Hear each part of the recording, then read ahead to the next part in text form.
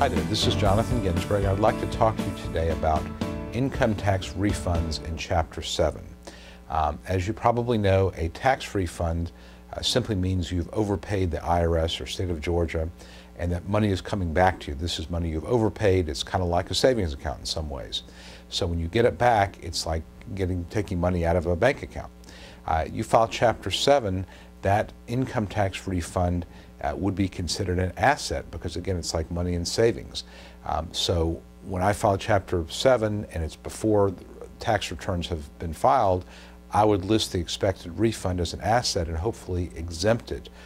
Use the exemption law, the wild card exemption, which is up to $5,000 for an individual and up to $10,000 for a couple, and exempt the refund.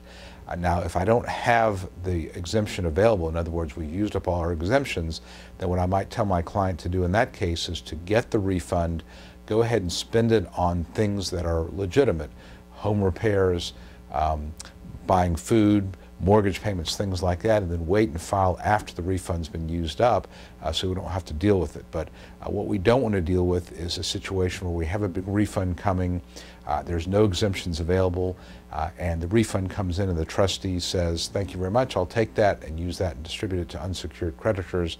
You don't get the benefit out of it. So it's fairly easy to plan for this, legitimately plan for this, so you get the benefit out of your refund. And then, of course, what you probably want to do is adjust your withholding so you don't have a big refund.